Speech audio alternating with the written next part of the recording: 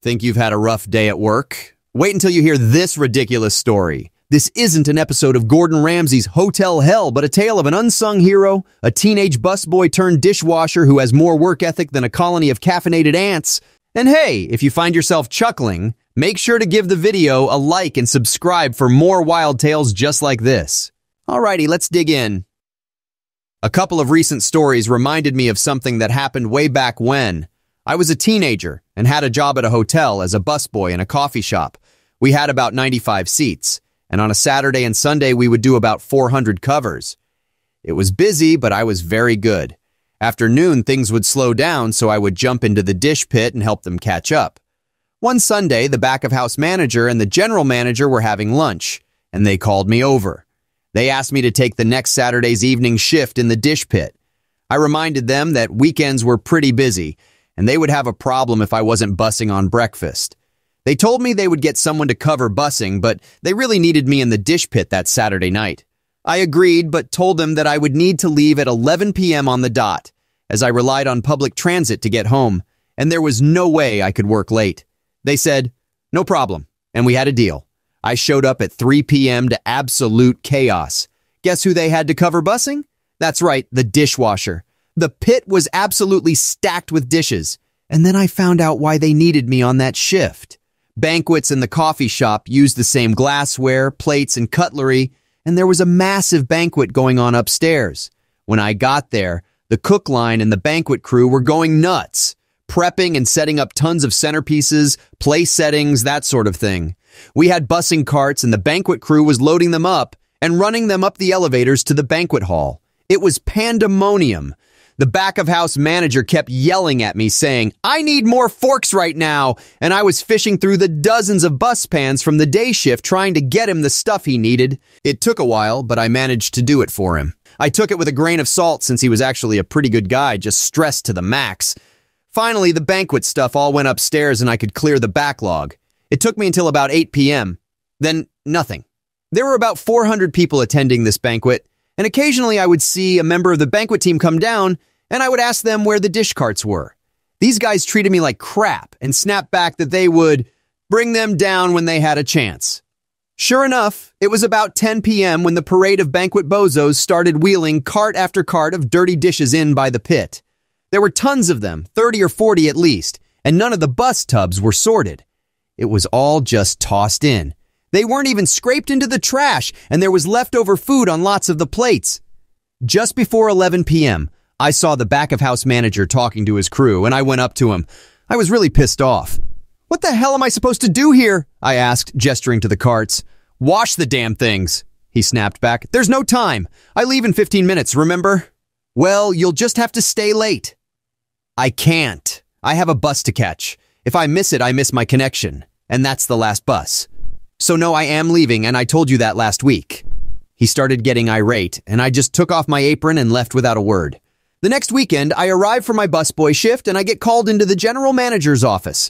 The back-of-house manager was there, and the general manager was asking me why I abandoned the dish pit in such chaos. As it turns out, nobody on the banquet crew would work the pit, and in the morning there was nowhere near enough dishware and cutlery for the coffee shop. The dishwasher they had covering that took one look at the hell and back and quit on the spot. They had to close the coffee shop and lost out on a ton of money. I just looked at them and reminded them that when I said I would take the dish pit for that shift, that I would be leaving on time. It's not my fault that the banquet crew didn't start bringing down the carts until after 10 p.m.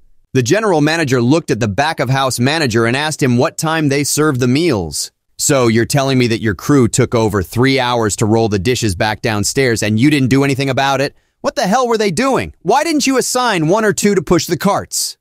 Then I pointed out that all the carts weren't sorted and that the plates weren't even scraped. The back-of-house manager gave me the stink eye, and the general manager excused me and said to head down to the coffee shop and pick up the bussing. The following weekend I came in and there was a big notice targeted at the banquet guys. All bus pans were to contain only one item, 1 pan for dinner plates, 1 pan for side plates, 1 pan for glassware, and another for cutlery. All dishes were to be in the dish pit no later than 15 minutes after being pulled from the table. All plates were to be scraped of excess food waste before going in the pan. The banquet crew was pissed that they actually had to do their jobs, and the back of house was pissed that a lowly busboy and dishwasher put him in the hot seat. They never asked me to take an evening shift again. Okay, so here we have our hero who isn't your run-of-the-mill busboy or dishwasher. He's practically a Nostradamus of the hotel industry. I mean, the kid saw it coming when they asked him to swap his busing shifts for dish duty on that fateful Saturday night. But he's a good sport, right? He agreed, but only under one condition. He'd be out of there by 11 p.m. sharp because even wizards of the dish pit can't magically make public transit wait for them. Now, in my mind, a hotel isn't typically a Game of Thrones-style battlefield filled with the carnage of dirty dishes and cutlery. But then again, I've never had the pleasure of witnessing the Banquet brothers in action, throwing plates in the bin like they're competing in the discus throw. Then there's the plot thickener, the back-of-house manager. This guy could have had his own spin-off. He's deaf to the ticking time bomb that is the Everest of dirty dishes. His favorite pastime? Snapping at our dishwashing whiz kid because obviously he secretly summoned the dish tsunami. Here's the golden moment.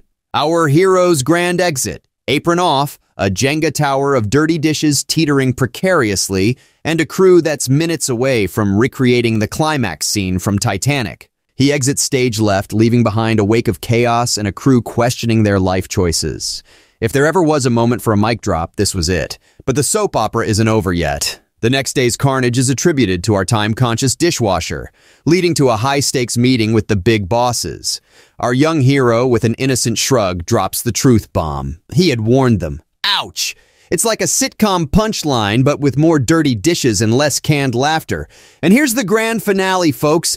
Picture the Banquet bros sulking, forced to do their jobs. Oh, the horror. And the back-of-house manager?